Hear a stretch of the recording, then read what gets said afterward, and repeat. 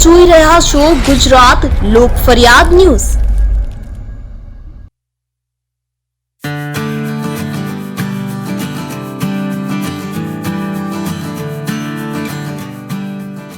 આજે રાજકોટ 22 જાન્યુઆરી અયોધ્યાનગરી શ્રી રામલલ્લા પ્રાણ પ્રતિષ્ઠા અનુસંધાને 150 ફૂટ રિંગ રોડ પાસે આવેલ ભવાનીનગર સોસાયટીમાં ધાર્મિક કાર્યક્રમનું આયોજન કરવામાં આવ્યું હતું। આ પ્રસંગે રેલીનું આયોજન કરવામાં આવ્યું હતું, જેમાં નાના નાના બાળકોએ રામ, સીતા, લક્ષ્મણજી અને હનુમાનજીના પાત્ર ભજવીને રેલી કાઢી હતી।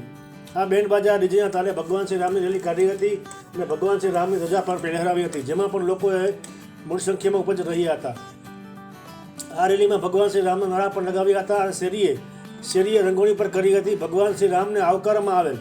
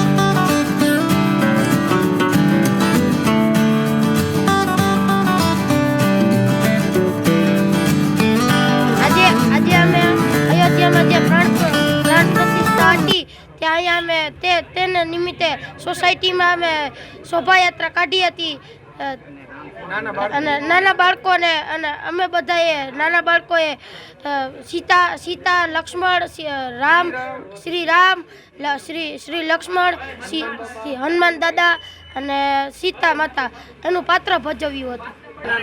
મીઠાપરા મંથન આજે જે આ 500 વર્ષ પછી જે આ પ્રાણ પ્રતિષ્ઠા મહોત્સવ મંદિર બન્યું છે તેનો આજ પ્રાણ પ્રતિષ્ઠા મહોત્સવ હતો। તેથી આજે એની ઉજવણી કરવા માટે અમે અમારા એરિયાના મંદિરમાં અમે મોટો મહોત્સવનું ઉજવણું કર્યું હતું। શોભાયાત્રા કાઢી હતી સવારે 10:30 વાગ્યાથી કન્ટિન્યુ અત્યારે 1:30 વાગ્યા સુધી। પ્લસ બાળકોને અમે નાના છોકરાઓને રામ, શ્રીરામ, હનુમાનજી, સબરી એવા રૂપ ધારણ કરી એક નાટક જેવું રચ્યું હતું। પ્લસ અમે બધાને ઘરે કંકુ પગલાં કરવા માટે પણ અમે આયોજન કર્યું હતું અને રાત્રે રામધૂન પણ રાખેલી છે। બધું મોટા પાયે આયોજન અમે કરેલું છે, બધાને આનંદ થવો જોઈએ એવું આયોજન કર્યું છે। બોલો જય શ્રી રવિરાજસિંહ ગોહિલ। અમે અયોધ્યામાં જે મંદિર બનેલું છે ને પ્રાણ પ્રતિષ્ઠાનમાં જે મૂર્તિનું કરેલું છે અમે રામ ભગવાનનું, તો અમે અહીંયા અમારા એરિયા પ્રમાણે બધા વ્યક્તિ કરી ભેગા થઈને નાના બાળકોને શ્રીરામ ભગવાનને હનુમાનજીને બધું બનાવીને અમે સબરીમાને એ રીતના બધું આયોજન કરેલું છે મંદિરે ને શોભાયાત્રા અમે કાઢેલી છે। શોભાયાત્રા 10:30 વાગ્યાથી કાઢી અત્યાર લગી કન્ટિન્યુ અમારે હેલી છે। પછી અમે રામ ભગવાનની બધા આરતી કરેલી છે ને બધા ઘરે અમે કંકુ પગલા કરવા માટે રામ ભગવાનને બધા લઈ જશું અમે। અહેવાલ સંજય ભુજેરા, ગુજરાત લોક ફરિયાદ ન્યૂઝ, રાજકોટ।